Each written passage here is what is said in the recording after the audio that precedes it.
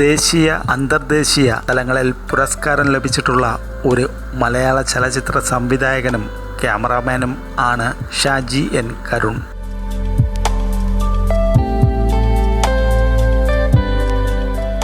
അദ്ദേഹത്തിൻ്റെ ആദ്യ ചിത്രമായ പിറവിക്ക് കാൻ ഫിലിം ഉത്സവത്തിൽ ഗോൾഡൻ ക്യാമറ പ്രത്യേക പരാമർശം ലഭിച്ചു. രണ്ടാമത്തെ ചിത്രമായ സ്വം കാൻ ഫിലിം ഫെസ്റ്റിവലിലെ മത്സര വിഭാഗത്തിലേക്ക് തിരഞ്ഞെടുക്കപ്പെട്ട ഏക മലയാള ചലച്ചിത്രമാണ്. കേരള സംസ്ഥാന ചലച്ചിത്ര അക്കാദമിയുടെ അധ്യക്ഷ സ്ഥാനവും ഇന്റർനാഷണൽ ഫിലിം ഫെസ്റ്റിവൽ ഓഫ് കേരളയുടെ അധ്യക്ഷ സ്ഥാനവും 1998, 2001 കാലഘട്ടങ്ങളിൽ വഹിച്ചിട്ടുണ്ട്. 2011 പത്മശ്രീ അവാർഡിന് അർഹനായി.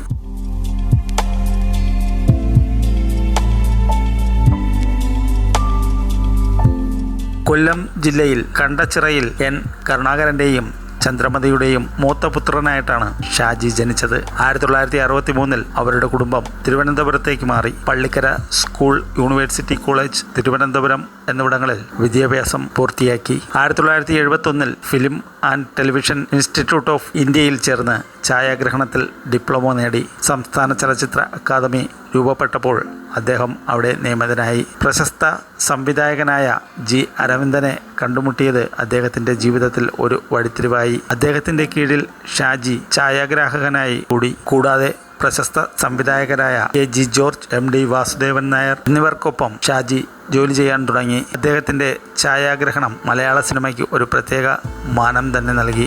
സിനിമാ സംവിധാനത്തിലേക്ക് ഷാജി ആദ്യം സംവിധാനം ചെയ്ത മലയാള സിനിമ പിറവിയാണ്. രണ്ടാമത്തെ സിനിമ 1994 സ്വം ആയിരുന്നു. 1999 ഇറങ്ങിയ വാനപ്രസ്ഥം വളരെ ശക്തമായ പ്രമേയമുള്ള ഒരു ചിത്രമായിരുന്നു.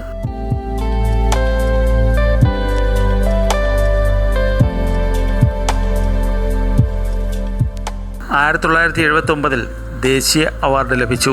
Cinema thumb. 1977 സംസ്ഥാന അവാർഡ് കാഞ്ചന സീത എന്ന സിനിമയ്ക്ക് ലഭിച്ചു. 1989 എസ്തപ്പാൻ 1 മുതൽ 0 വരെ എന്ന സിനിമയ്ക്ക് 1986 സംസ്ഥാന അവാർഡ് ലഭിച്ചു. 2010 പത്മശ്രീ ലഭിച്ചു. 1989 ദേശീയ അവാർഡ് ലഭിച്ചു. പിറവി എന്ന ചിത്രത്തിനായിരുന്നു.